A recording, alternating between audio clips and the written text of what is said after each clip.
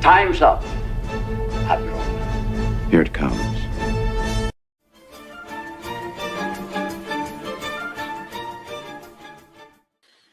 Hail and howdy, everybody. Welcome back to Doctor Who Cares Reviews. We've only got a few more episodes left before we bid farewell to Shooty Who and all his gaiety. I don't have a transition. Hi, Dermy. How are you feeling tonight?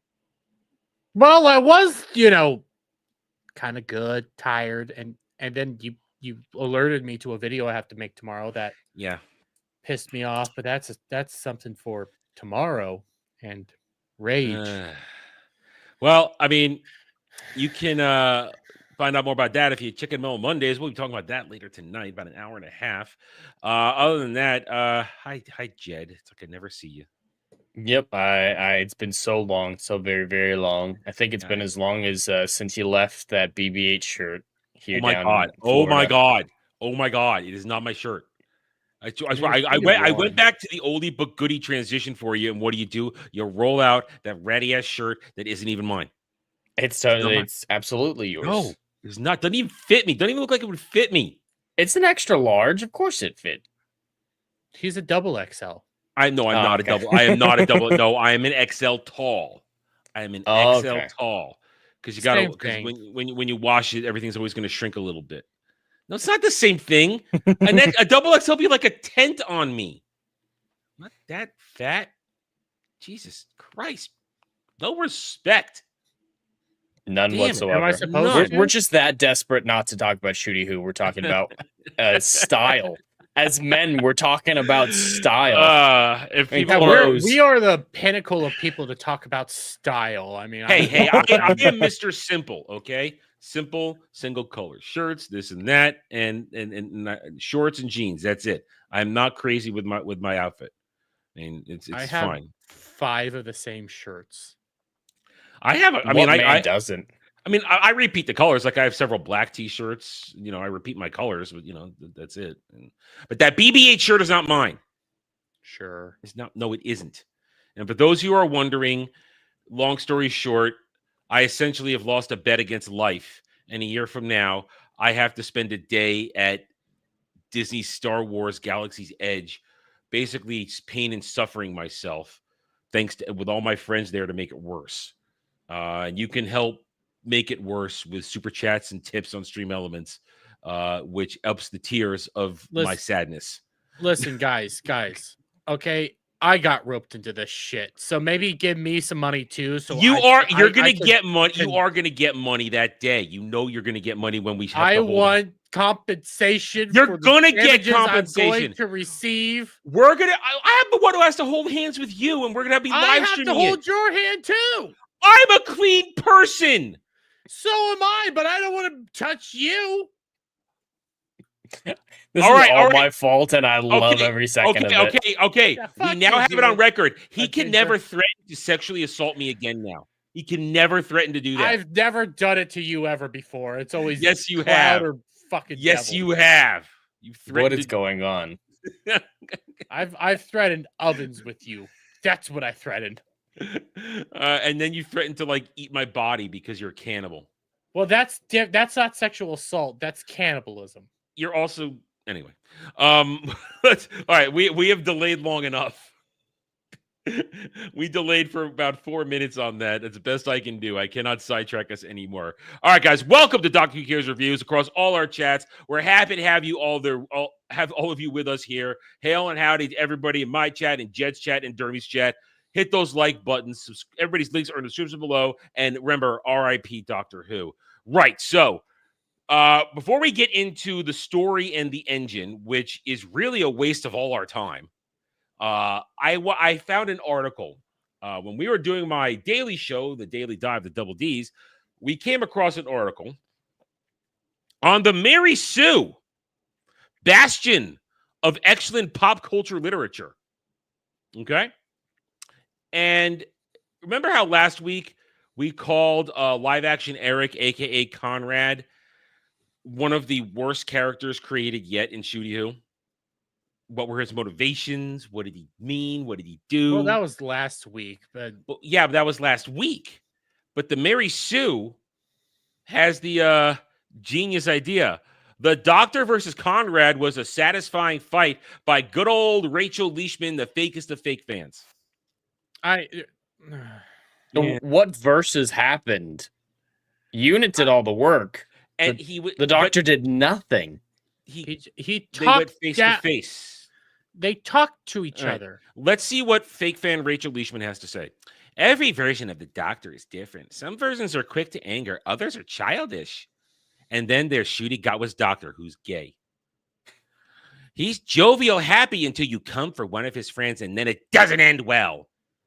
He didn't do anything. Shit. He just kind of judged slightly from a distance. Yeah. I mean, think about it. Touch my friends, even though I did nothing. He beams Conrad onto the TARDIS. I still don't think he materialized the TARDIS around. Yeah, that scene doesn't make sense. They didn't clarify what the hell was happening. Yeah. And he beams on, and gives him a stern talking to, and then puts it back in the cell that he was already in until Mrs. Flood lets him out. So he didn't actually go after him. He didn't do anything. He wasn't involved in anything that put Conrad in prison. But let's see what she has to say. In the episode Lucky Day, the Doctor met Conrad when he was a young man and gave him a coin, which we all thought was going to be grooming for a minute there. He promised him a lot of things, and it ended up hurting. He promised him nothing. Well, after this week, we learned that Shooty Gatwa probably has AIDS, so. Oh, what? What? Yeah, he likes Nigeria a lot. Oh, God damn it, Jeremy. Oh. I'm putting down a pin in that. We'll come back to that. See, Jed, this is why we have him here, to hurt my brain. Is that the reason why? Because I can do that on my own. No, you do it a different way. You're the pain you caused me is different. Yeah, I mean...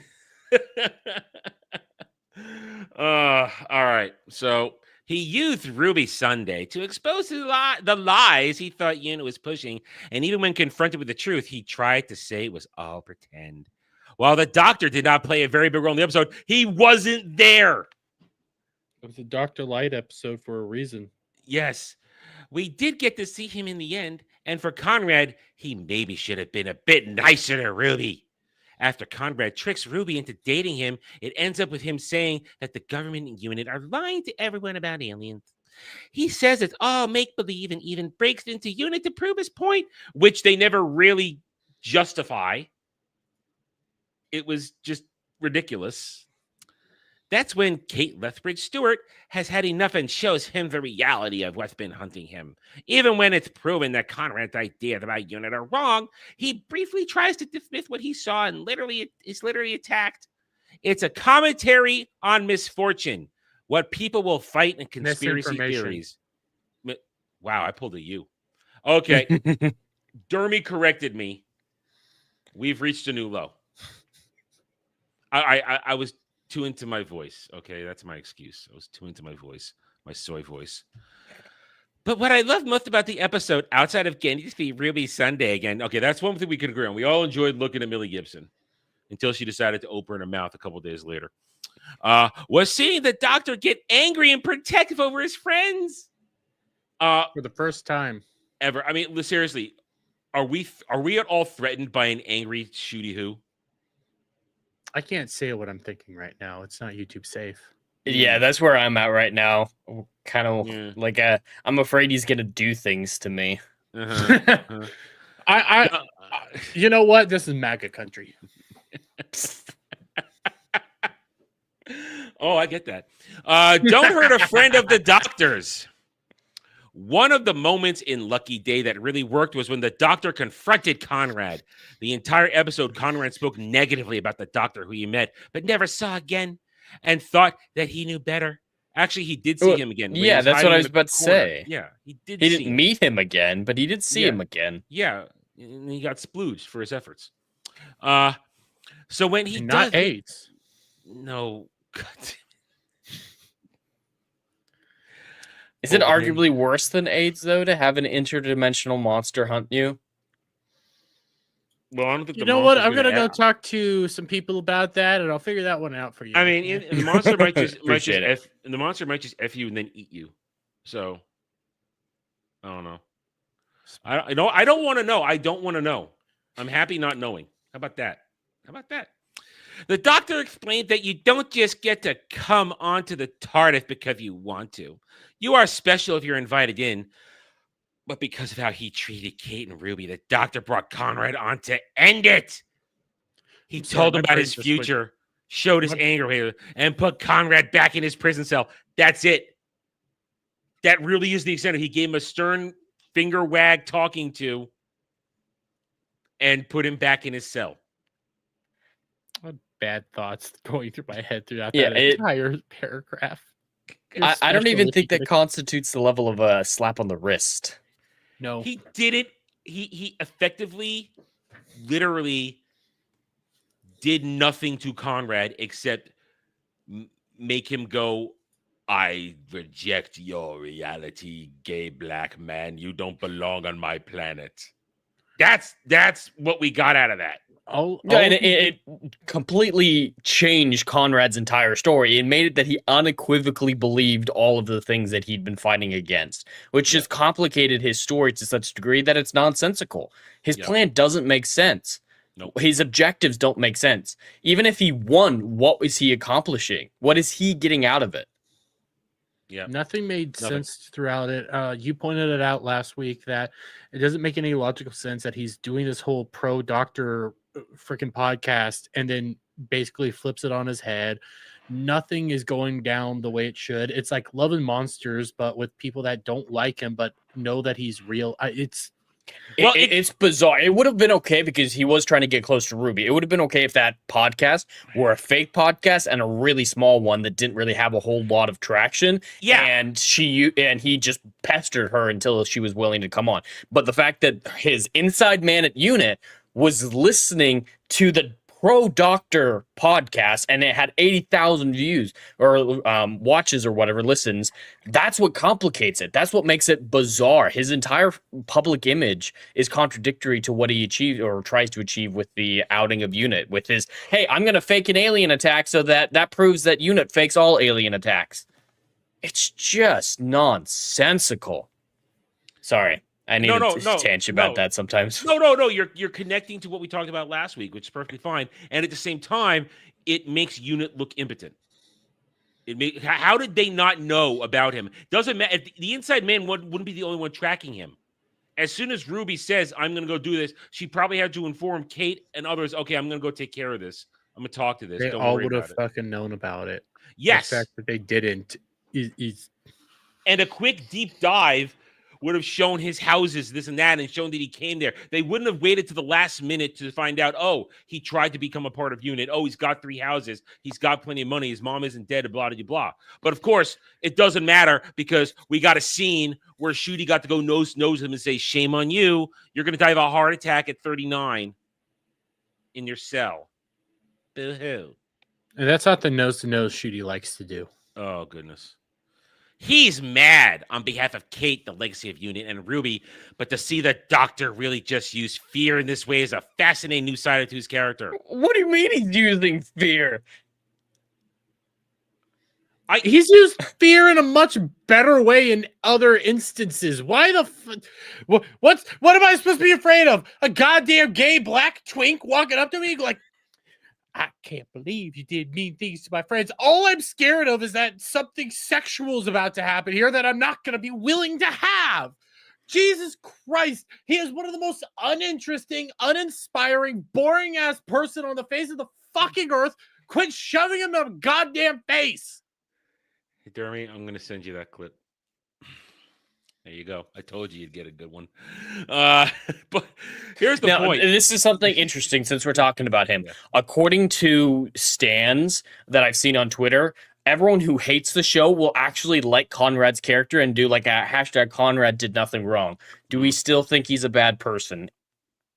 He's a moron. But he's a nasty guy for treating people the way he does. Well, Yeah, he's but still an awful person. This isn't a Yeah. U.S. agent situation. That's what I saw the No. comparisons. It's like, Oh, yeah, okay. the people who hate this think it's a John Walker situation, say he did nothing wrong. No, John Walker actually did nothing wrong. This guy is just This evil guy and doxed retarded. people. He doxed people. He caused basically Summer of Love riots everywhere. And he nearly killed a man. He shot a man. His inside man. But this thing, he used to hear, and he broke Ruby's heart. That's right below her boobies. Exactly. You need to take care of those boobies. But what I love Mel here Gibson might be a retard, but goddamn, I'll still. Oh, yes. Listen, I will try and fix her. I will try and fix her. I will She needs a good dosage of patriarchy. I can fix her. She's a young woman. Maybe she's not fully indoctrinated yet. We'll talk about that in a minute. But I can fix her. But we've seen him angry, protective, and upset. But this is the new kind of mad for the Time Lord. And it really was fascinating to see how Conrad fared up against the Doctor. And now I hope, well, of course he's coming back because we're supposed to flood them out. But this is retarded. He didn't actually do anything. Is there any more to this? No, that's it. That's all she says. It's an empty article. Just say, I wiped it. That's the whole article. It. I mean, I would say the Doctor using fear and insecurity is much better when Jed. Doesn't Dermy look tired? Yes, that's an excellent example. Paranoia weaponized. Yeah. And the example I was thinking about was the end of Family of Blood, when he punishes the Family of Blood with all their different punishments, like the little girl's trapped in the mirror forever, the father's trapped at the event horizon of a supernova or something like that, the son's a scarecrow forever. Like, that's terrifying punishments. That's what the real Doctor would have done to someone who hurt his best friend at that point. If someone did this to Rose, he'd burn the world just to get at to that person. Might be an exaggeration, but that person would not be just, you should hurt my friend. There would have been real punishment. You remember when Matt Smith first showed up in his very first episode and he's dealing with those whole jailers, or I don't remember what they were actually called. Atraxi. Yeah, the Atraxi, and just his name alone struck fear into those beings. That's how he called him back to give him a stern talking to. He saved the world and then brought all the aliens back again. I love that episode. That was a true stern talking to as well. I mean, now and remember, what did the Doctor do when Amy was kidnapped? He went to war. Demons run when good men go to war. I mean, that is when his friends are actually hurt. Yes, Ruby's heart getting broken, that sucks. But this is the biggest nothing burger confrontation that we've ever seen with Shooty, who isn't the Doctor. He's a clone born from fake David Tennant Doctor's penis. That is what this was. I just heard you say that in Tom Baker's voice when he's talking about jelly babies. He's like, "Are you a penis baby?" I'm clipping that. So this is the perfect example of a fake fan thinking they're saying something profound. Rachel Leishman thinks she just said something profound in all of this when she doesn't even cite anything but Shooty in this. She doesn't mention anything from actual Doctor Who lore. Well, I doubt she watched any Doctor Who before Dr. Karen. Never. So I'm sure she watched Dr. Karen. I'm sure she did. But before that, yeah, I agree with you, probably. But she has no foundation of knowledge of anything whatsoever. And in the end, neither does Millie Gibson. As hot as she is, she's also an idiot. She got her download. Yep, she got her talking to.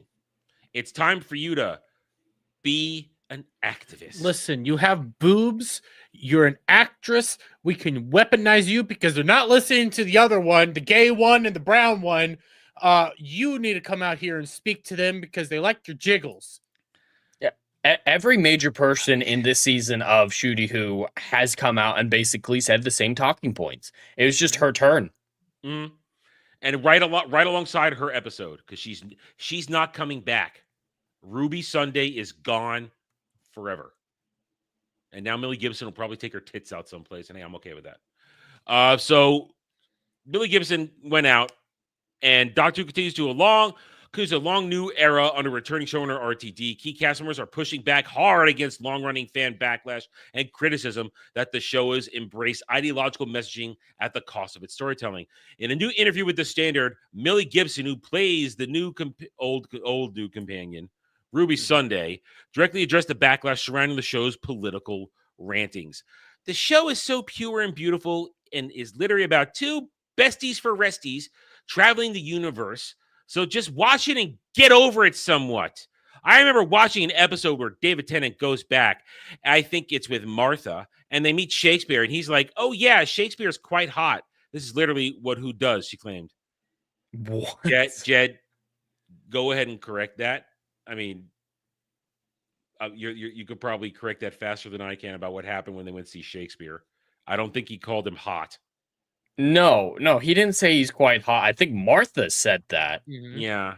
To be clear, and there were gay jokes with Shakespeare in there, particularly about when Shakespeare flirted with the doctor, and the doctor said, "Oh, 47 scholars just threw their fist in the air," because at that time there were 47 or however many there were scholars who put themselves out there to claim that Shakespeare was gay. It was a big thing for them. They were risking ostracization from the community of scholars or whatnot, and they're like, "Yeah, we think Shakespeare liked men a little bit." Not really a whole lot of evidence for that, but he was making a joke about, hey, yeah, 47 scholars were really happy to find out that Shakespeare is actually gay. It was kind of a tongue-in-cheek meta joke more than anything else. That one time that it mattered. But no, the doctor just didn't like drool over Shakespeare and go, "Oh my God, he's so hot." Something like that did happen in the 60th when David Tennant was talking in episode 2 with Donna. And it's like, "Oh yeah, Isaac Newton was like super hot." That happened. So she might have been thinking about Isaac Newton. And that's when we got Mavity, which they still use. Mavity. Well, and as an aside, they don't even realize that the apple falling out of a tree on Isaac Newton's head isn't a real story. He talked about making it up. It was just a good analogy for his papers. Mm-hmm. It never actually happened. Yeah.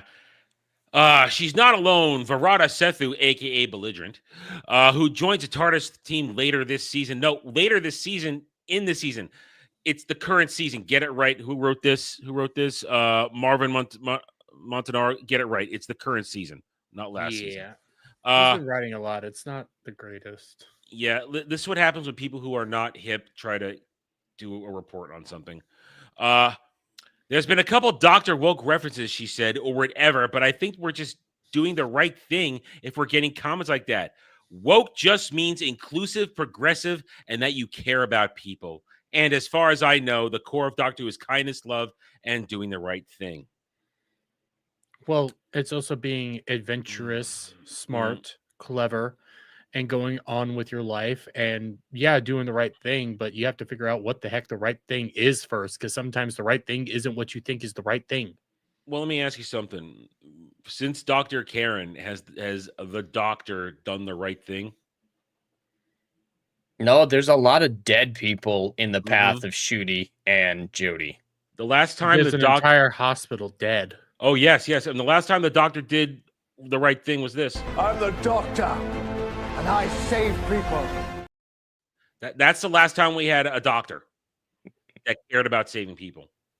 Well, I'm rewatching the Capaldi era right now, and I just got to the 2-part finale from his final season. Most of that season's not great, but I do really like that finale with the Cybermen and the 2 Masters on that ship. And he has this great speech where he's like, "I know what I'm doing here is hopeless. I know that I'm going to die here. I know that I can't save these people, but by being here, by staying here, by falling here, I might help them stay alive for just a little bit longer." And it's just kind to do that. That's all it is. It's just kind. I'm trying to be kind to these people and give them as much time as they can. He willingly dies on this ship of strangers to protect them from Cybermen, knowing full well that it's a hopeless endeavor. And we actually don't find out what happens at the end.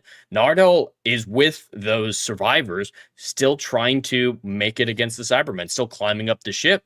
And the doctor did the best he could and fell on the battlefield. And that's the real kindness of the doctor, not the diversity, equity, and inclusion kindness that Belligerent here in Millie Gibson are talking about. That's the agenda shit. where we have to be so accepting of everybody. No, the kindness the Doctor is showing is saving people, trying to do the right thing in a hopeless situation, no matter who it is. You remember going back to Matt Smith again? I don't know why this episode's been in my head so much, but the girl in the fireplace, I think it was the episode's name. Just going back to see her one last time, try to take her on that journey, and she's dead. Willing to risk all that stuff. That's sad. And that's happiness. And that's doing the good things. And that's not what Shooty Who, Dr. Karen, Tenant 14, they've been none of that. They've been about lecturing us. They've been about telling us that we're wrong. They've been about changing the lore. And then it's about agenda through and through. Because let's now talk about today's episode. The fireplace was Matt Smith, right? Girl in the Fireplace was David Tennant. It was season 2, like episode 3, I think it was. It was real Rose and Mickey were in that episode. Yeah, it was real early. With Madame de Pompadour. Yeah, I have no idea which one you were talking about. I wasn't sure. The French. So he's seeing the French girl in the fireplace. Yeah, in the fireplace. But that had Rory in it. Nope, had Mickey. Am I doing the wrong one? Am I thinking of the wrong one? You're having a problem. You're having a problem. If you had a shot there, I'd say take it. Recycle the brain. Point is, when we talk now about Shooty Who in this episode today, when you think about it like this episode, the story in the engine, really, in my opinion, it represents everything that Shooty Who is. Shallow, forced agenda, lecturing, and trying to make your audience feel bad. And it starts after the whole story time thing, which they introduced it. The first thing we see Shooty Who and Belligerent, we get a lecture. First from Shooty talking about, now that I'm in this black body, this is and I've been so many everywhere, all this kind of places, all over the place. When I come to Nigeria and go to this barber shop, this is the only place in the universe I feel at home. It's actually worse than that, which will tie into something we're talking about later. He specifically says, this is the first time I've had this beautiful black body. That's important. He specifically says first time. Yep. Oh, I completely forgot that. Which is important. Which is very, very important. And what I need to point out is, while I was watching this, I thought, I'm going to go check what the gay rights situation is in Nigeria. Probably not a smart One of the worst in the world. Isn't that where the whole line, why are you gay? And then the maybe? I think that's from Nigeria. Was it Nigeria? That's pretty funny. I think that was Nigeria. Why are you gay? Know that. But think about so he is a very effeminate gay man who is gonna walk through the streets hugging everybody and saying, I'm so happy to see you in Nigeria. That ain't happening. That implies that racism is persistent in an Earth-centric way through all of the universe on every planet that has human-like aliens. Well, I don't believe you. I will believe history on Earth for the last 1,000 years, maybe. Like if you have a little bit of an issue in the previous 1,000 years from the current day, sure, you have an argument there. But in the distant future, on other planets that aren't human planets, you're really saying that you can't really go anywhere except for Nigeria to feel like you're not ostracized. It's a vile look at the universe. Yeah. The Doctor Who's all about positivity. Like even in the worst situations, you find the positivity. The future is always hopeful, or there's always a chance for it to be hopeful. Like at New York, yeah, it's humanity has moved on. They've colonized the galaxy, and things look great. Things are looking up. And one of my favorite quotes from the Christopher Eccleston era was from his episode 2, End of the World, where he says, You're out there, but he also says, human beings in the 20th century, you're so obsessed with genocide or extermination, you think that there's going to be global warming or asteroids or something's going to wipe you out, but you never consider the impossible, that you make it, that you survive. Mm-hmm. And if the entire universe, irregardless of humanity's influence or humanity's history or influence, is that racist, then there's no point to anything. There's no positivity to anything. Mm-hmm. But they can't think like that anymore. They being Russell T Davies, they can't think of it. Jeremy, you wanted to say something? They're incapable of positivity now. They can only ever focus on the negativity. They can only ever do that because they're so nihilistic and dead inside that they don't have the ability to look on the bright side of literally anything. And you say that because he gives this thing, and then you remember what belligerent's response is to this? My grandmama took me to India, and I felt the same way. Last I checked, India still runs in a caste system, which is extremely rigid. It wasn't just that, Adam. it was her next line after that really set me off. And that is what is human, is when you're surrounded by people that look just like you. That's the most human thing you could possibly do. I missed that. I missed that. That's an excellent. It's inciting division. That's the message. Is segregation. That's the message of this episode. Segregate yourselves, and that's vile. Wow. And it just that view of humanity where it's inciting division. It really if people have that perspective, they're never going to try to fit in with people who aren't like them or listen to people who aren't like them, and it's going to create cultural segregation as much as anything else. This is why I love doing this. You guys just said two things I completely missed in my review. I said a lot of other stuff about my racism in this episode, but right there, Jed, that is as a perfect encapsulation of what this episode is. Self-segregation, that we're all better when we're all the same. I'm only comfortable when I'm around people that look like me. Except for white people. Yeah. They're not allowed to do that. Yeah. Mm-hmm. You become an alt-right Yahtzee that wants to tear down everybody else. All right. So after they basically reveal that they are racists, Belligerent says, and I say this because she repeats it later, she gives him permission to go out and play. You can't hear me? Okay, Jeremy can't hear us. I can still hear you. No, it's his. StreamYard doesn't like him anymore. So it's homophobic. Yeah. So Belligerent gave him permission to go out and play. It's like, you can go play with your friends. I'm gonna stay here until I don't want to stay here anymore, so that I can be a part of the plot where I really don't do anything.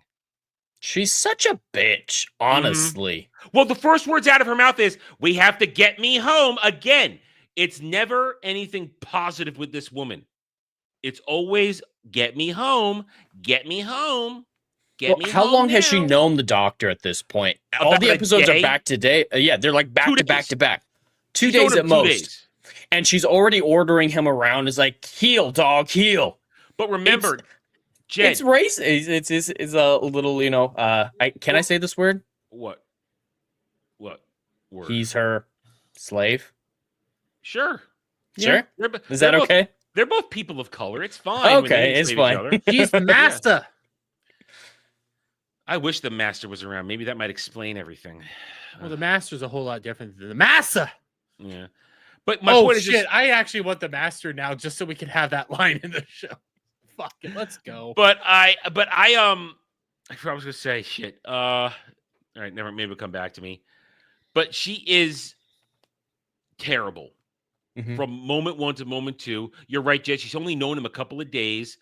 And, I remember now. But remember, he knows her because they had that time bubble hiccup in the first episode where he saw her entire life. So he knows her. So dumb. All right. So Shooty Who goes out to play. He gets to the barbershop and discovers that all the dudes being held there by a storyteller whose agency has been stolen by all the gods that he wrote stories for. So now he wants to get revenge on them by now. You notice there is zero explanation for how he became an immortal. None. There's no explanation. There's no and the extent of I built my World Wide Web by stringing threads on a thing, and then suddenly it somehow grew from there. Yeah, what are the threads made of? The flashback shows him as like a teenager, so was he not immortal yet? And a teenager that clearly has to be thousands of years before that, but he's dressed in normal clothes. They don't even try. I think this is the episode written by the woman who has zero experience whatsoever, and it shows. It's a woman. Are we sure, or is this the episode written by the black racial poet? Well, narrative, poetry, and narrative is different. It might be. Go check her. I think I have it anymore, so I can't look it up right now. I thought it was a woman as well, but they all mixed together. I thought it was a woman too. That might have been last week. I don't know. Regardless, it feels like someone who's never written an episode before or anything whatsoever, because they're not justifying anything. The plot doesn't connect. Character motivations change on a whim to straight up bowing to the woman who helped enslave you. We'll get to that. Yeah, but it's incompetence on a huge level. It's the poet we made fun of. It's the poet we made fun of. It's the black poet. Oh, I wish I know the Unicorn Man. Yeah, he's the reason why I didn't even know.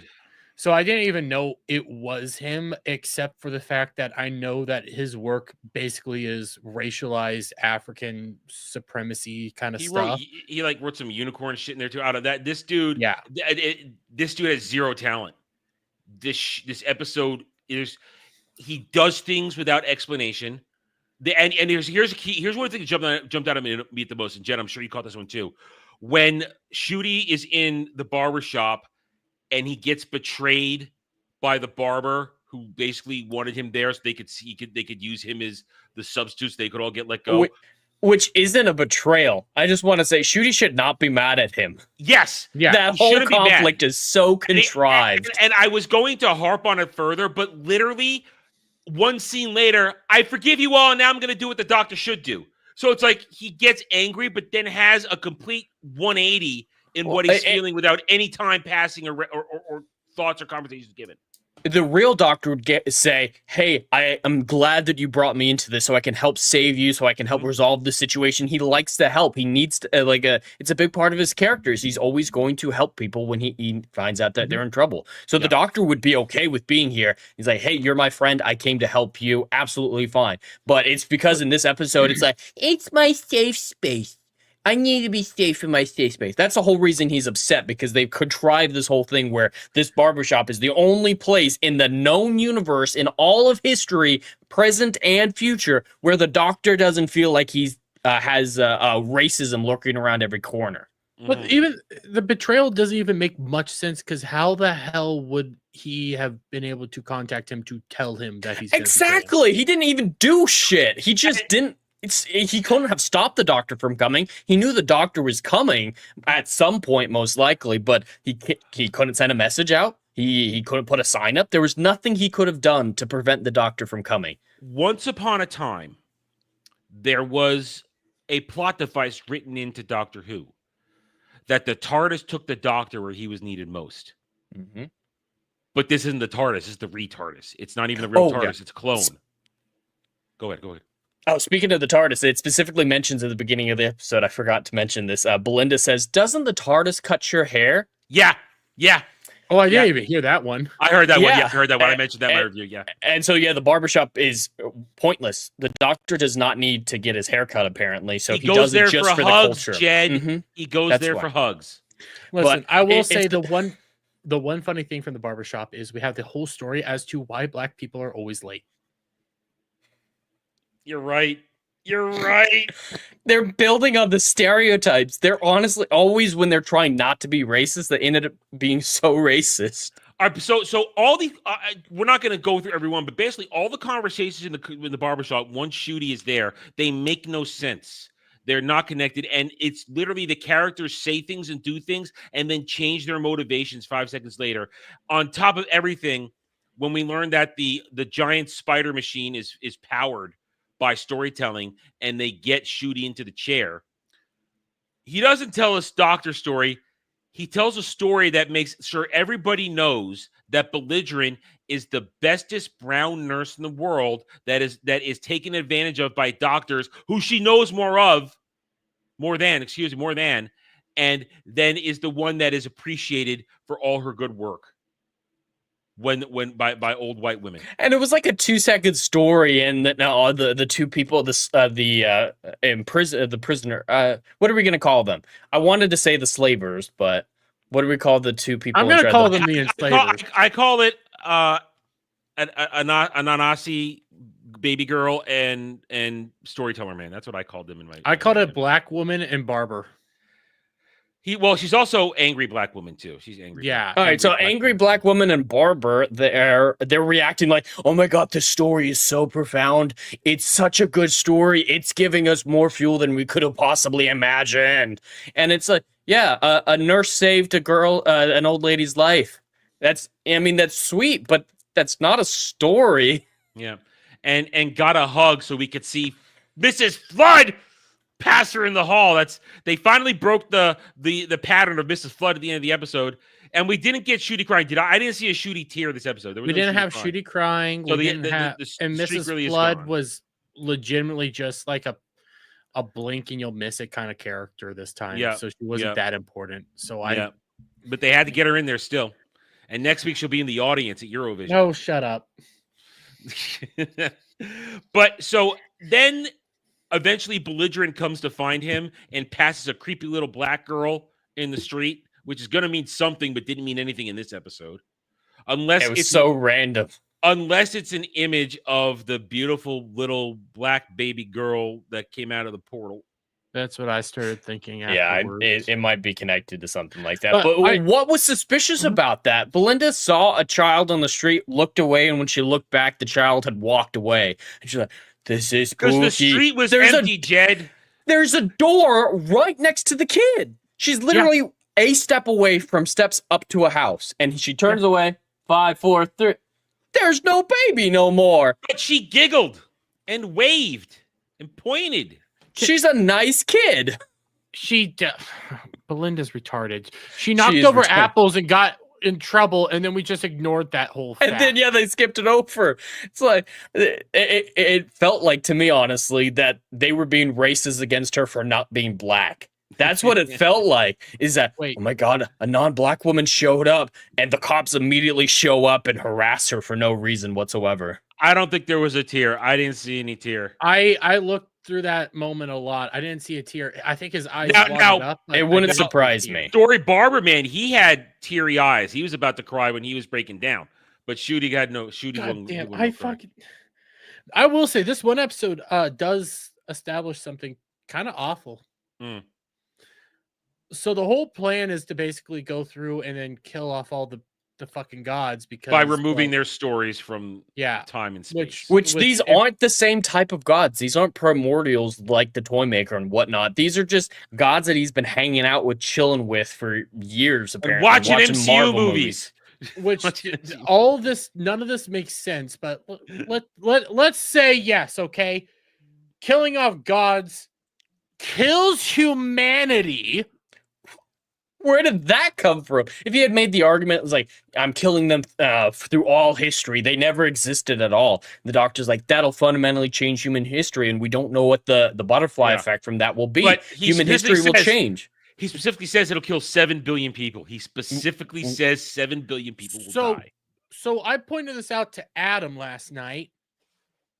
Does that mean every time the Doctor beats down a primordial god that we've been seeing over the past couple of seasons, he's setting up for humanity to die off? Well, the rest of the universe somehow survived the flux. So sure, whatever. I don't know anymore. See, my biggest complaint with this episode was it's boring. Like it is boring. Care. You're not wrong. There's things in this episode I can't even give it credit for. Like the thing that I would try to give it credit for, because I try to give at least some credit here or there, is it's clear they're trying to deal with like African folklore and African culture. Yeah. But you're doing it in such a boring, uninteresting way that I don't even care. You're focusing in on the race of all the shit. You even have a fucking story of slaves, and I'm just... But Dermy, we had to know that they could map each other's they give each other messages in braiding.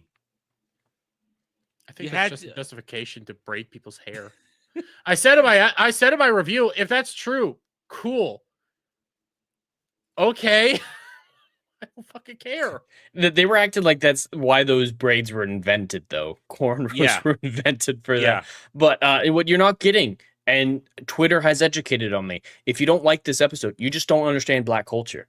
You just don't understand why this is Black culture and why it's good because Black culture. So Black culture is not being on time, betraying your friends, and using people? Apparently. And also remember leaving your wife or your betrothed after you won her in a gambling match. Okay, excellent. All right, the great segue to that. So amongst all of Shudi's partying with gods, he talked about how him and Anansi had a bet, and he tried so desperately to lose, where Anansi had to basically force his daughter on him, and the daughter was going to be so excited to travel with him. And we learned that angry Black woman is the daughter of God. Okay, sure. What the hell? Which is why she's looking at Shudi with the evil eye ever since she comes back, every time she comes in the room. And now, for some of these, I thought for sure it had to be Shudi who visiting these different gods, but I thought, okay, it can't be all of them. And then, Jed, what happened when we get the reveal that she's baby girl of Anansi? What happens? With the reveal of who he was when he won the bet. Transitions over to showing Shudigawa being swapped out for Joe Martin's fugitive doctor, reinforcing the timeless children in a way that doesn't make sense because, as we know from the Jodie Whittaker era, the doctor doesn't remember any pre-Hartnell regeneration and only has interacted with the fugitive doctor like twice at this point. Barely even knows what she looks like. Doesn't know any of her story. And he specifically says at the beginning of the episode, this is the first time I've had a beautiful black body. Yet he remembers Joe Martin's fugitive doctor interacting with this girl. And is it gay if that story's accurate? Oh, it's gay. It's gay. Yeah, they were trying to pair off women. And what I love about this is I brought this up myself. Let's remember how the existence of the fugitive doctor breaks everything. First of all, it breaks William Hartnell being the first doctor, which is. And did you notice they didn't show William Hartnell at all in the doctor montage? They didn't. They started with the second. We saw the second and third. I think those were. It went 1, 2. It went 2, 3. Eccleston, and then Smith. No Tennant. No Tennant. Wasn't we saw Tennant? We saw him in a Voyage of the Dam when he's like, "Oh, it must have been on one of the TVs. I didn't have a clear look at." Yeah. Okay. I thought we saw Hartnell and we saw Capaldi. I thought we saw Hartnell on the window. That no, there was no Hartnell. We saw 2, 3, 4, 5, and then we saw 9, 10, 11, and 12. And you saw Karen. And then, let's get back there. We're not there yet. We're not there. Yeah, that's a ways down. Point is though, the fugitive doctor, when she showed up during Dr. Karen, she showed up at a TARDIS, which doesn't make sense because during Clara's backstory, The Impossible Girl, we saw that when William Hartnell, first doctor, and was escaping Gallifrey with Susan, she said, no, take that one. You'll have more fun.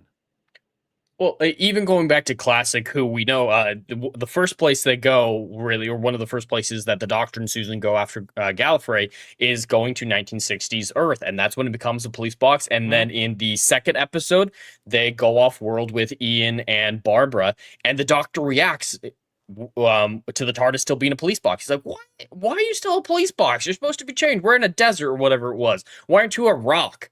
And he specifically reacts to it then. So it's never stayed as a police box prior to that moment. So we have the moment of him reacting to it getting stuck. The chameleon device broken. And therefore, if Joe Martin, fugitive doctor, predates William Hartnell, which we saw in Dr. Karen, why does she have a police box TARDIS? Well, there's an answer for that, I believe, in a comic book run. She is the first reincarnation of the Timeless Child to call herself the Doctor. That is her TARDIS, and when she was kidnapped by the Time Lords and forced to regenerate, had her mind wiped by the Division, and forced to be a straight white man for the next 12 regenerations to agree with their racism and sexism of Gallifrey. It was her TARDIS that they took, which was already broken at that point. The Chameleon Circuit was already broken. They took her TARDIS and were going to repair it, and then give her a real TARDIS or do whatever the Division was going to do with William Hartnell. And William Hartnell instinctually knew that he'd been traveling in this specific already broken TARDIS already. And for some reason, Gallifrey had been able to slightly fix the Chameleon Circuit enough to make it to the default mode, but not enough to make it be anything but default or police box. Fuck that. It's bizarre. Fuck that. But yeah, they do confirm that she's the first Doctor, even if there are timeless children before her. Yeah, and I do want to say her line in this episode specifically, I was busy telling another story, one that I hope one day will finish. I've been having a prediction for a while that Russell T Davies came back to do this show specifically to end it. I think that is why he came. And so, however the episodes end in a couple weeks here on May 31st when the finale comes out, however it happens, the show will be over. I think the Doctor's going to die, but it might be some ascension ceremony or something like that. And so they got to wrap up the Timeless Children, and they got to wrap up all the god setup. I think he's going to be one of the primordial gods, the gods of time, god of life, god of hope, or some shit like that. And he fell through that interdimensional portal from the Timeless Children episode, from outside the universe to inside the universe, because we found out in the 60th anniversary that all the gods were trapped outside the universe until he called on a superstition beyond the edge of the universe to release them. So he had to come through a portal that was in a roundabout way. And yeah, that story's going to get wrapped up, I believe. And there were rumors that Jo Martin is going to be in the finale. I didn't know she was going to be in this episode, but I think she's coming back for the finale as well. And Michelle Gomez also showed up at the premiere, and so she might be in the finale as well, the Missy. I hate everything about this. Oh, no, don't ruin Missy. Well, they got to explain how the Master showed up in Jodie Whittaker's era. Because they never explained that. Because Missy was the closed loop of the Master. It was a closed loop. There can't be any more Masters. Well, we had the Pakistani. Was it Pakistani? Yeah, we had something the Pakistani like that. Master. And the Brown Master. That's all I'm gonna say. It might be racist, but I don't really care. But and now the Master somehow was trapped in the Toymaker's tooth for some reason, and the essence of the Master. I mean, the Master has been resurrected twice now. Like died, and then was brought back in the movie. He was brought back in the 90s TV movie. Roberts. Which was with the snake shit. That was the eyes. And then revealing that the Doctor was half human, which was awful. That movie's not great. I love Paul McGann as the Doctor. His Night of the Doctor mini episode was great. No, the movie's not good. The chick in that was hot, though. She was hot. She was. But so the Master was resurrected in that episode, and then when the Master showed up in the David Tennant era, they said the Time Lords resurrected him as the perfect weapon against the Daleks in the Time War. So it is always possible that he was resurrected. And well, actually, no, there's a third time when he died and was resurrected for End of Time Part 1, which was bizarre. So yeah, the Master has a history of resurrecting outside of regeneration. So I could see. I hate to laugh at this, but it is kind of weird when the Master gets revived in End of Time Part 1 because there's like a cult worshiping him. I don't like End of Time Part 1. There are scenes that I like the Wilfred Mott stuff is fucking fantastic. I love Wilfred Mott as a character. End of Time Part 2 is really good, though. Part 1 with like the lasers and the skeleton and the resurrection, all the Master stuff is weird as hell in that episode. I love it so much, even it's so weird. It just every time they do it, it stretches credulity is the problem. Yeah, even by Doctor Who lore, and the fact that that they had that Moffat cleanly, in my opinion, tied off the Master as a villain with the end of with Missy and all that stuff. it made sense. Okay, the master is done. The master ran his and then at the last time her course, where Missy actually was the thing that the doctor always wanted, believed that the master could be. It could have been the two of us just going out there doing stuff. I want to trust you. I want to believe in you, and it happened.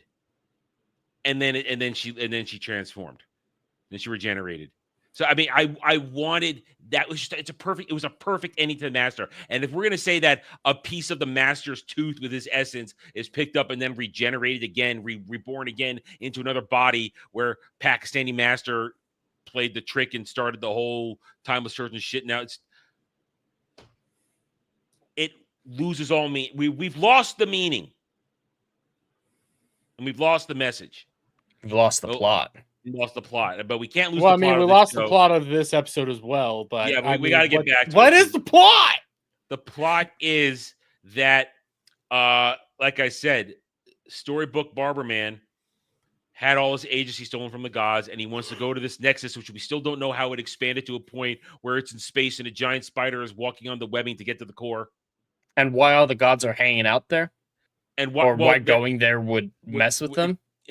And none of it makes any sense, to the point when where then Shooty's going to get this big idea of who are you, and then he convinces with everything he manages to get him to tell the truth, and Ananasi baby girl says, "Oh, I'm going to switch sides while I braid your hair with the map."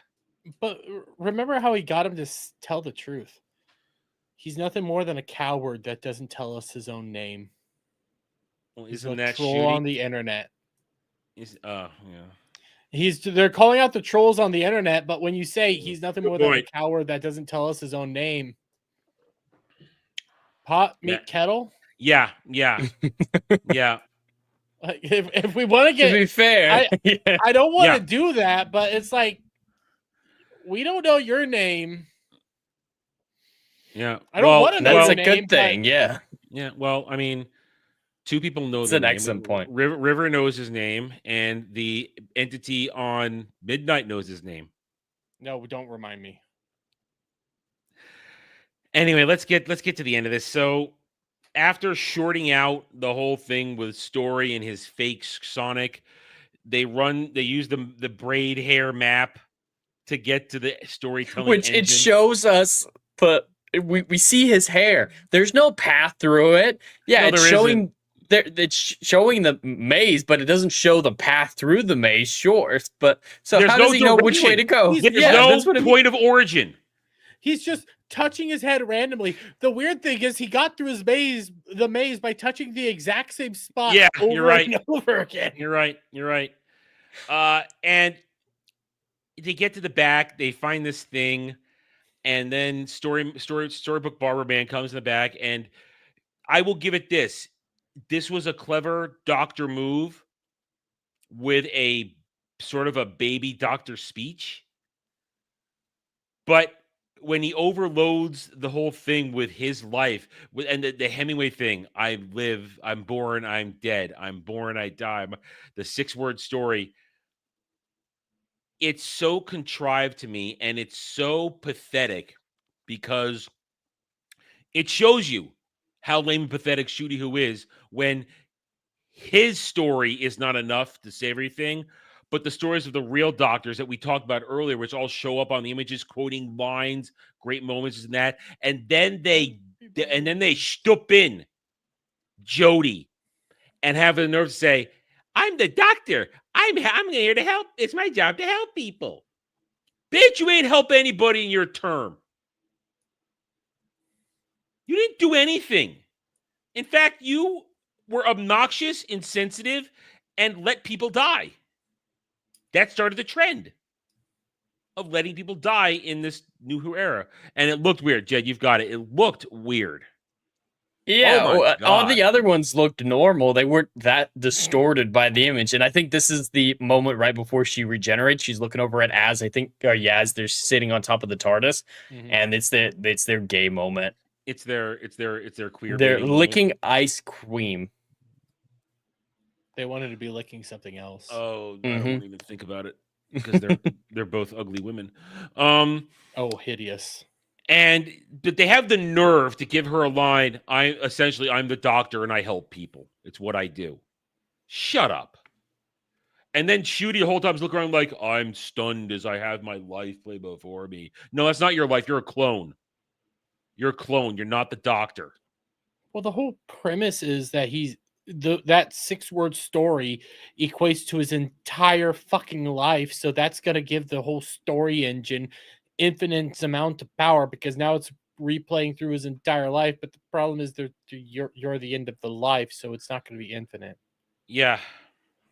Yeah, it Anyway, doesn't make sense. None of it does. None of it makes sense.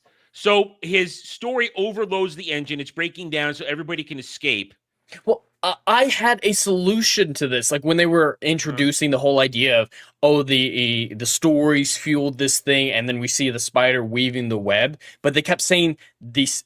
It's hungry. It needs to be full and shit like that. Talking like the spider is being fed by the stories. If they had just made it, this is a story nexus. Like they're saying, this is the web of stories. We need stories to make the path. The stories are the weave themselves. It's the spider web in and of itself to make the road. That works so much more. It's still not great to have a story web, but why would a spider need to eat stories to move its robo legs? It's the engine, Jed. It's what because it's an African spider. Somehow words feed the engine, and thoughts and memories feed the engine. They don't even go into how the stories actually feed the engine.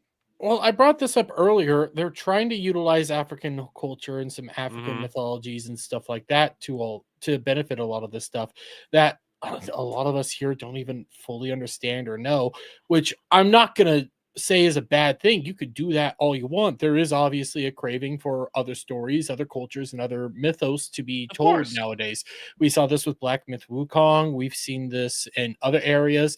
People are curious about like Creole mythology, and a show that I really liked, I can't remember the name of it, but I saw it via Netflix, was telling like Aboriginal mythology over in Australia and had a fun way to do that.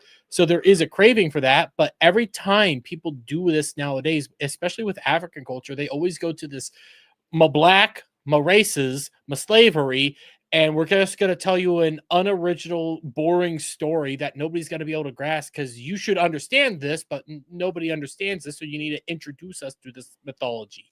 Well, yeah. I'm glad you bring that up because there was a film in this vein that you're talking about that came out recently called The Woman King. And the difference between the real history and the film portrayal of the main character, the Woman King, I see is very, very similar to Black Lady in this one. Because she willingly enslaved her own people. She willingly imprisoned them. And yeah, she gave them food to keep them alive so that they could feed the engine. That doesn't constitute her being a really nice person. And then she's worshipped for it afterwards, just like the film worships the Woman King. It's the same idea. She is a vile human being who, when she realizes things aren't going to her way, betrays the bad guy and helps the doctor. That doesn't make her a good person. That just makes her useful. She doesn't have a redemption arc, and all the men who escaped the barbershop should hate her. It's like, you're an extension of the punishment. You helped imprison us in this place. You helped try to draw life out of us because I guess the chair's draining life. We saw that in The Doctor. Whatever. But they should resent her instead of literally bowing down. They literally prostrate themselves on the ground and worship her because she stopped torturing them. And she doesn't say, no, don't do this. Don't do this. It's wrong. I was wrong. She's just like, rise. Yes. Never apologizes. And go. I'm free to go. And when they're all free to go, let's just get the end of it. Everything goes Shooty's way. His Shooty's plan actually works. For the first time ever, it works without somebody else. Well, he got a layup from Angry Black Woman with the braid map, but he actually pulled up a plan. It's overlaying. But now, remember Shooty, who has set the standard of effing off and never really saving anybody, and never even trying to attempt to redeem somebody who might have gotten off the wrong track, even on the wrong track, and they are doing despicable things. But sometimes the doctor will try and say, listen, there's still a chance for you to come back. Why he saved Storybook Man, but why didn't he save Alan in the beginning of the season? a great comparison. Alan, by the reveal of the episode back in that episode 1 of the season, is in pain and isn't on board with what Owl Machine is doing. The real man is crying out in pain, begging to be free. Mhm. He's not doing anything wrong. There's the AI component of him that's making him into this monster. He deserves redemption. He's not to blame for the horrible things the robots have done through him. It's whatever the AI thing is that's controlling him and torturing him as well. The doctor just giggles when he's murdered, though. This guy willingly kidnaps people, is enslaving them to power his ship. They're literally slaves rowing the rowboat for him, and is going to go murder a bunch of gods, but for some reason will wipe out all of humanity for some reason, whatever the hell that's about. And for some reason, he's the one who's deserving redemption and forgiveness right off the bat. Yeah, he gets a hand up.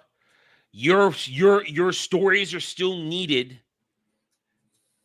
It's hypocrisy, and I'm gonna say it. He saves him because he's black. 100%. This doctor is incredibly racist. Yep. And then they're all free and go on their way. And I forgot to point out earlier, when Belligerent enters the room, she has to remind everybody that the doctor didn't tell her to do anything. She's the one to let the doctor go out and play. Mm-hmm. Yes. She had to make that point. So there it is. Have we missed anything in all this? The only they talk about the creepy girl at the end. Like, did you see? We talked about the creepy girl. We hit the black people are late because of music. Let's see, what else did we do? Did we miss anything else? I don't think black so. Guy's saved at the end and is now going to become Shooty's barber. Shooty who forgave everybody. Yeah. Even though the way this story went, he wasn't going to forgive them. It didn't. The problem that I have is like there's everything that happened in this episode is just pointless. It didn't move. All right, think about this. Was it a story where Belligerent and Shooty Who grew closer together? Over racism. Well, yeah. Over racism. It might have grown them closer together if she'd been there for the whole "she's the bestest nurse ever" hair cutting scene. It might have. Okay. This kind of did nothing to move the storyline because for the first time, they didn't utilize Mrs. Flood as they've been utilizing her the entire season as collecting her Legion of Doom. I just want to remind people this is the exact same thing we had on the 5th episode last season, where it was Dot and Bubble, which was all about racial dynamics and bullshit like that. Mm-hmm. This is now just enough. The Dot and Bubble didn't move the needle. We didn't know what the fuck was going on there. It was just a story. Here we are again with just a story that doesn't move the needle, and it's all about racial dynamics. Well, the needle on barely episode moved. 5. Well, the needle barely moved on the overnights. It went up a little bit, but it's still low. Yeah, it's still low. 1.5. It was 1.5 last week. I was wrong. I said it would go to 1.3. Jet showed it to me yesterday. 1.59. Yeah, it's just slightly above. Was it the second episode or the first episode? I think it's slightly. Yeah, slightly above the second episode, a little bit above episode 4, and we have the consolidated numbers for episode 4 as well, which are the lowest consolidated of all time, both just +7, but also TV +4. What a surprise! All right, I think we've reached our discussion. I mean, I have nothing else to add. I've made all my points. You guys brought up some great points that I missed. This show is a disaster, and rightfully so. RTD doesn't care. I think Jed. I think you're right. I think he wants to destroy this and make it so that nobody else can ever do it again. He's the one that resurrected it. He's the one that's going to put it back in the grave. And he wanted it to keep going down, but necrophilia and all that doesn't really work out. Well, you need money for that. No one's going to give him any more money. Not even Disney. Why? Your big gamble was Disney. Disney's been greenlighting shit left, right, and center. We have fucking Ironheart on the goddamn way. I know that's Marvel, and they kicked that down the curb as long as they fucking could. 3 years they kicked that down the curb. But literally, you had Disney money backing you up. Yeah. And now nobody wants you. The BBC is putting you as a non-priority now. Nobody gives a crap about you. And I always hear the stands come out here and say over and over again, all that's going to happen is the show's going to continue on with a smaller budget, just like how it was before Disney. Well, they don't want they're it, turning against it. Mr. TARDIS, if you remember him, Dermy, has turned against it and thinks it's going to get canceled. Have you seen his thumbnail? No. No, I got to show you this real quick. But I actually have news from the chat that I just verified that makes this episode so much worse. Is that what before Mr. we Goat, get to is that Mr. Goat said? I verified it and got more information on it. But yeah, Okay, this is Mr. TARDIS, chief of the stands on Twitter, made this thumbnail. He thinks it's going to get canceled. Yeah, yeah. And I thought this was wanted to signs show of being toxic. Yes, and this signs being toxic. And this is what the stands are talking God. about. This is what they're enjoying. I say this about everything of stand-up, whether it's Disney Star Wars, MCU, this, Kurtzman Trek. All they care about is their goddamn gay sex. That's all they care about. Shipping and gay sex. I don't want to see these black bitches fuck. Sorry. Eric just leaves doing that. No, I was gonna get rid of it, but you got rid of it and it shifted to Dermy. So Mr. Goat says this in the chat. Did you catch the vision of the child in blue and actress name in the credits? It's a space baby, and there's a rumor leak about her. All right, Jed, what you got? All right, so this is confirmed by the Radio Times. If you look at the credits of this episode, the girl is called Poppy, the little black girl that Belligerent sees randomly is called Poppy. If we remember in the ye olden times, space babies, Captain Poppy was the chief baby, the baby in charge of the space baby ship. I just verified it. It's the same actress. The little baby with the annoying orange mouth features is playing the little black girl that Belligerent saw, and they're both called Poppy. It's been 3 years since they made it. So that's a 3-year-old from a toddler. So is that going to be the Doctor? Little Poppy gets involved in a story, gets infused with regeneration from one of the gods, and then gets thrown through a portal to be picked up by Tecteun or whatever her fucking name was. Oh, I hate this timeline. Oh. It's not good to bring back space babies. No. All right? Even the stands hate space babies. Don't make space babies a fucking... It's so stupid. Let it die with all the fucking babies that basically were aborted by the Doctor because he threw them into a fucking planet with a fart. That's exactly what happened, though. Yeah, it's so bad that you're not even exaggerating. You're not wrong. All right, guys. Let's wrap it up. Man is made from boogies. Let's wrap it up. I got to get ready for the next stream. All right. Final thoughts, Jed. This episode was absolutely horrendous. I don't know if I would go so far as to say it's the worst of the Shooty era, but it's pretty far up there because it makes absolute no sense and is writing on the black culture. That's the whole thing that it's hitched to, and they're hoping that the stands will not say anything bad about it because they'll be called racist. That this episode is literally don't say anything or you'll be called a racist episode to try to bump up the ratings for it, the like Rotten Tomatoes, so that type of rating. And I don't think it's going to work. That's just my personal opinion. And RTD's even said that he wrote this episode, or this episode was included because they needed to celebrate Shooty's ethnicity. And that's why they brought Joe Martin in, because you had to have the black people, I nearly said that wrong, the black people in an episode together. If they wanted to celebrate his ethnicity, why don't they go to Rwanda, where he's from? Oh, I thought he was from Nigeria. I got that. No, he's from Rwanda. Different. I said he was from Nigeria in my review. That was a me problem. Well, they all look the same. You know what? I'm not going to finish what I was about to say there because that would be racist. All right, Dermy, your final thoughts. My final thoughts are this episode doesn't need to happen. I was bored. I watched it on 1.5 speed. I felt like I wasted my entire time and my entire life. There was plenty of racist jokes that I could have made left, right, and center, but ultimately I was tired. I'm ready for next week so I can at least talk about gay shit and discuss the predator that's writing it. Please bring it now. Is that who writes the Eurovision episode? Oh boy, It's gonna be bad, and there are people saying it's gonna be good just because Graham Norton's in it. Graham Norton doesn't move the needle in the United States. No one gives a fuck. I like some of his clips from his show, but to our British audience, does Graham Norton even move the needle in Britain anymore? Isn't that the guy that sits down with a bunch of people in like that red? They do zany shit on a Yep. talk show. Yeah, yeah. He used to be something, but that was a long time ago.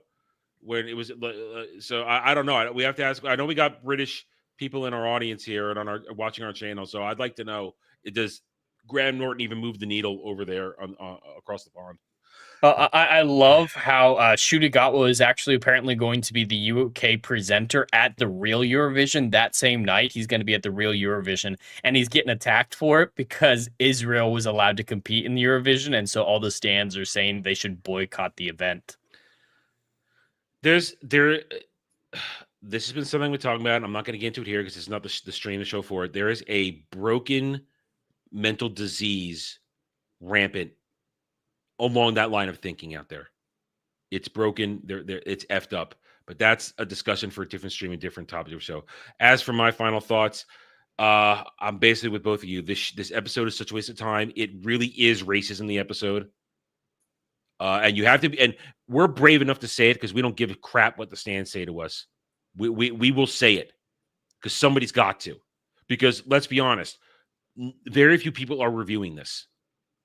A lot of big Doctor Who fans are checked out. They're watching it through the corner of one eye, but they're not going to take the time to break it down and review it. So it falls to us, who are also Doctor Who fans. We're going to do it. We're going to say it because it's the truth, and we operate on truth, facts, and logic around here. This episode is a waste of time. It continues to denigrate the lore. Introducing Fugitive Doctor reinforces the worst thing ever to happen to Doctor Who, and that is the Timeless Child. Moffat may have been fallen apart with Capaldi at the end there, but it was still Doctor Who. Chinballs and Whittaker, the Timeless Child, reinforced by RTD, that is what is destroying this. Take away all that, and everything might still not be the best, but it was still salvageable. As long as they keep reinforcing the Timeless Child, and by bringing on Fugitive Doctor, you do that, you are ruining it forever.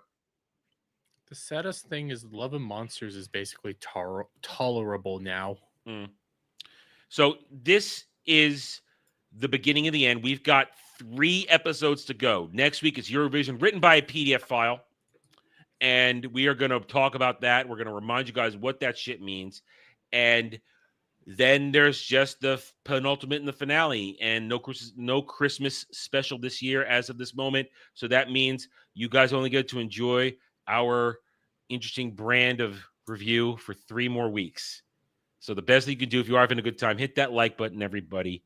Subscribe to our channels, and we will see you next time. If you are watching on my channel, you will be rerouted over to Mellow Mondays, which will start in about 12 minutes. So I hope to see you all there. Until then, take it easy. Have a good night, day, wherever you may be.